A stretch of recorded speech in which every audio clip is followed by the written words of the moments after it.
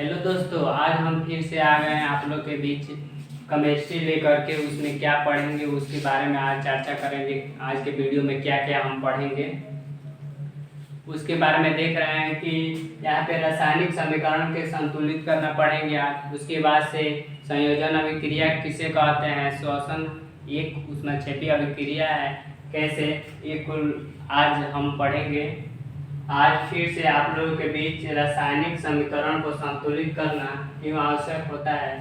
पहला होता है अनुमान विधि। अनुमान विधि के बारे में चर्चा करेंगे। अनुमान विधि को सॉल्व करने के लिए, हल करने के लिए पहले उसकी शर्तों को जानेंगे। उसके शर्त क्या क्या होता है कि सबसे पहले हम शब्द समीकरण को लिखेंगे। उसके शब्द समीकरण लिखेंगे तो उसको बनाने के लिए लिखेंगे आयरन भाप से अभिक्रिया कर आयरन ऑक्साइड प्लस हाइड्रोजन बनाता है। इसको शब्द समीकरण में लिखेंगे आयरन प्लस भाप, तीर के निशान आयरन ऑक्साइड प्लस हाइड्रोजन। ये हुआ शब्द समीकरण। उसके बाद से उसके दूसरा हुआ उसके कंकालिक समीकरण को लिखेंगे। उसके बाद से कंकालिक समीकरण को लिखने के बाद उसके अभिकारकों में परमाणुओं की संख्या को लिखेंगे, उत्पादों में परमाणु की संख्या को लिखेंगे। ये सब अनुमान विधि के यानी कि हिट एंड ट्रायल मेथड के उसके नियम होते हैं कि कैसे उसको अनुमान से हम उसको सॉल्व करें यानी कि लिखें। सबसे इजी होता है अनुमान विधि। उसके बाद से देखेंगे कि अनुमान विधि में अभिकारकों में परमाणुओं की संख्या और उत्पादों में परमाणुओं की संख्या बराबर है या नहीं है, यानी कि द्रव्यमान उसका बराबर है कि नहीं। इसके पिछले वाले वीडियो में हम बताए हैं कि द्रव्यमान क्यों बराबर होता है, कैसे बराबर होता है, उसको हम डिस्क्रिप्शन में उसका लिंक दे देंगे, आप लोग वहां से जाकर के देख लीजिएगा। तो इसको हम पढ़ेंगे कि देखेंगे यहाँ पे Fe यानी कि आयरन को बॉक्स में कर देंगे, इसको भी बॉक्स में कर देंगे।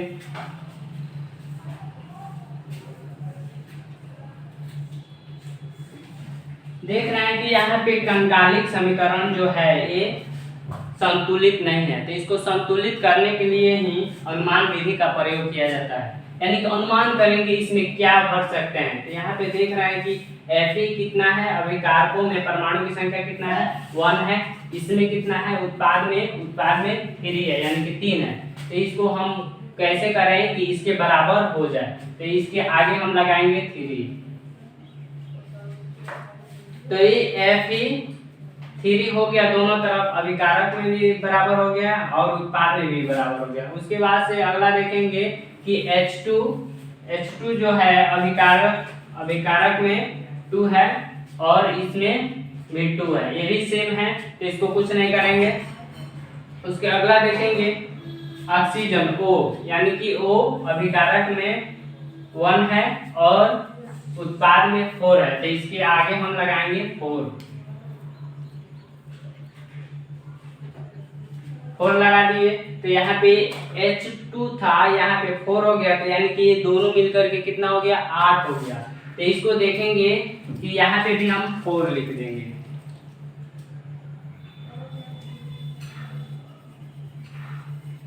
तो H2 दोनों तरफ सेम हो गया, यहाँ पे ऑक्सीजन भी सेम हो गया। तो ये हो गया संतुलित रासायनिक समीकरण। ऐसे ही बनाते हैं अनुमान विधि को। सोचते हैं कि कहाँ पे क्या रखेंगे, कैसा संख्या रखेंगे कि दोनों अभिकारक में और उत्पाद में दोनों के द्रव्यमान बराबर आ जाए, उसी को बोलते हैं अनुमान विधि यानी कि हिट एंड ट्रायल मेथड। इसके आगे हम पढ़ेंगे। अब ये यहाँ तक क्लियर हो गया, आप लोग स्क्रीनशॉट ले सकते हैं।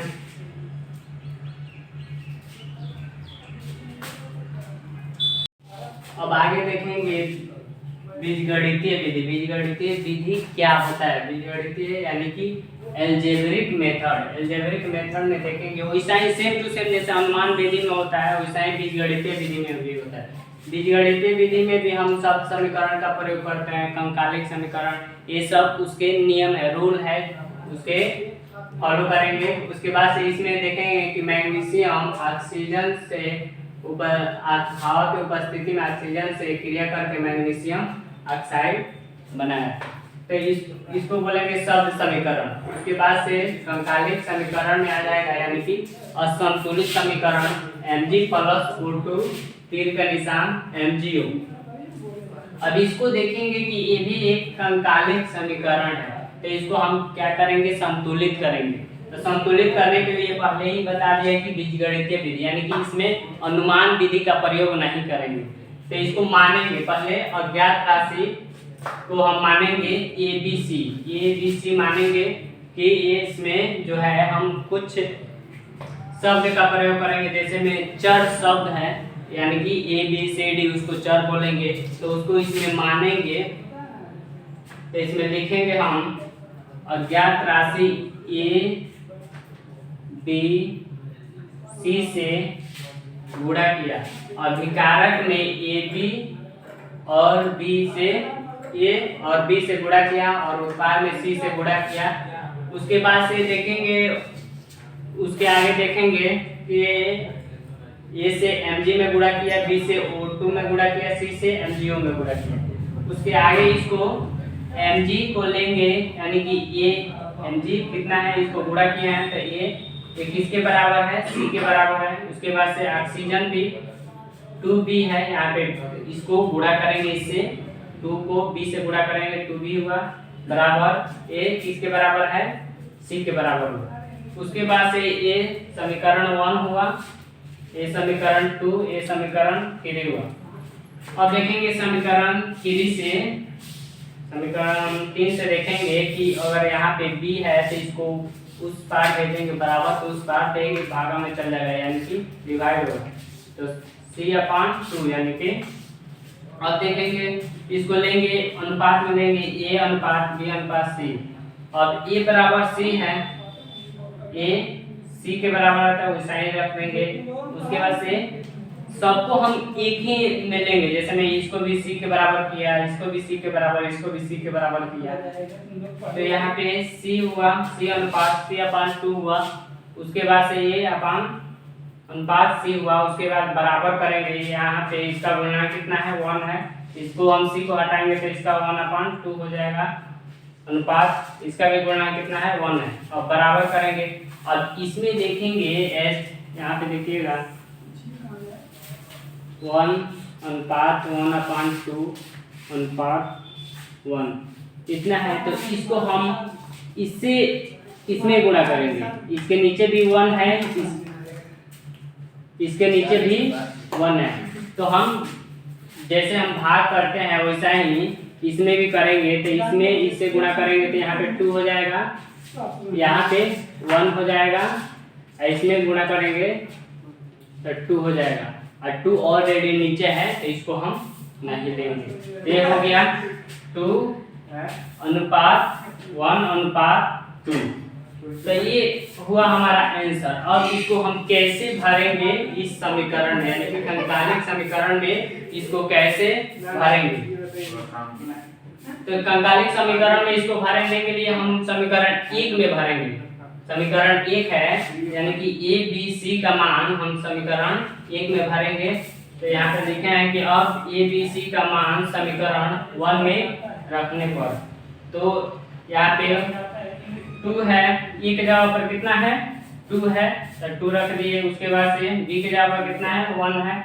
उसके बाद C के जगह पर कितना है, 2 है, यानी कि 2 है। तो इसमें भरेंगे, तो ऐसा ही इसमें भर दिए। तो ये हो गया संतुलित रासायनिक समीकरण।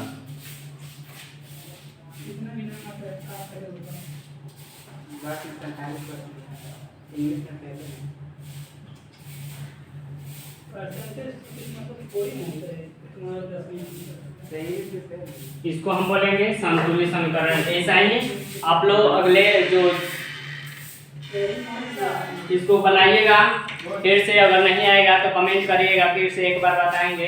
जब तक आप लोग को समझ में नहीं आएगा जब तक हम बताएंगे। उसके बाद से बुक में जो भी क्वेश्चन दिया उसको सॉल्व करिएगा, बनाइएगा, और नहीं आएगा तो फिर बताएंगे। यही हुआ बीजगणितीय विधि, यानी कि इसमें हम मानते हैं कुछ अज्ञात राशि दिया, जैसे मैं यहाँ पे अज्ञात राशि ये है, यहाँ पे अज्ञात राशि B है, यहाँ पे अज्ञात राशि C है। इसको ये नहीं है कि हम ABC ही मानेंगे, बल्कि कुछ भी हम मान सकते हैं। चर के ABCD जो भी है XYZ जितना भी है उसको हम ले सकते हैं। तो यहाँ पे हम अज्ञात राशि से गुणा करेंगे। एलसीएम में भी इसको बोलते हैं अभिकारक यानी कि एलसीएम, इसको बोलते हैं एलसीएम का मतलब हुआ कि बाएं भाग, इसको आरएचएस बोलते हैं यानी कि दाहिने वाले भाग को बोलते हैं आरएचएस यानी कि उत्पाद। इसमें हम कुछ अज्ञात राशि एबीसी से गुणा किया है, उसके बाद से यहाँ पे हल किए हैं। सिंपल है, अगर नहीं आएगा तो फिर बताएंगे, कमेंट करिएगा। अब आगे देखते हैं। हाँ दोस्तों, अब देखेंगे कि रासायनिक अभिक्रिया के प्रकार। रासायनिक अभिक्रिया के प्रकार क्या होता है उसके बारे में चर्चा करेंगे कि हाँ अब पढ़ेंगे आगे में। देखिएगा कि रासायनिक अभिक्रिया के प्रकार के बारे में देखेंगे कि रासायनिक अभिक्रिया के प्रकार के बारे में क्या होता है। तो पहला है संयोजन अभिक्रिया यानी कि कॉम्बिनेशन रिएक्शन। कॉम्बिनेशन रिएक्शन का मतलब हुआ कि जब दो या दो से अधिक पदार्थ संयोग करके यानी कि जुड़ते हैं, जुड़ करके एक नए पदार्थ या यौगिक का निर्माण करते हैं, उसे ही हम बोलते हैं संयोजन अभिक्रिया यानी कि कॉम्बिनेशन रिएक्शन। तो यहाँ पे परिभाषा है इसका, ये एग्जाम के दृष्टिकोण से यानी कि बिहार बोर्ड में बहुत ज्यादा ये पूछता है। तो ये वीवीआई क्वेश्चन है, इसको वीवीआई इसको नोट कर लीजिएगा, यानी कि वेरी इंपॉर्टेंट है, हमेशा पूछता ही है।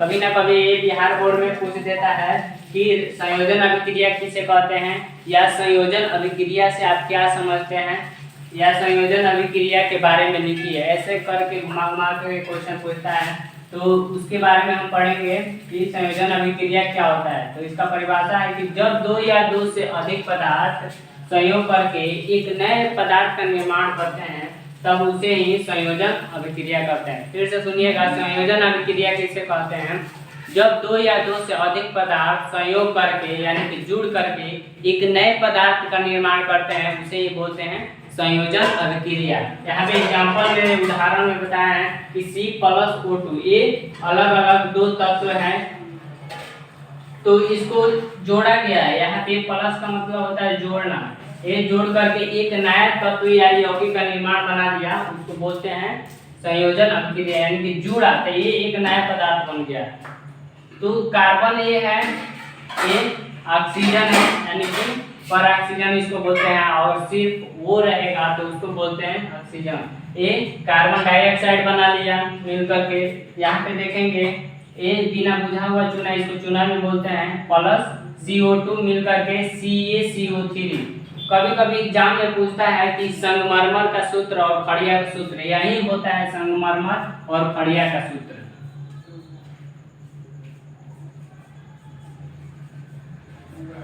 एग्जाम में ऑब्जेक्टिव क्वेश्चन में पूछ लेता है कि संगमरमर का सूत्र बताए, या कभी कभी पूछता है कि इनमें से कौन संगमरमर है। तो याद रखिएगा CaCO3 ये संगमरमर है, इसको खड़िया भी बोला जाता है।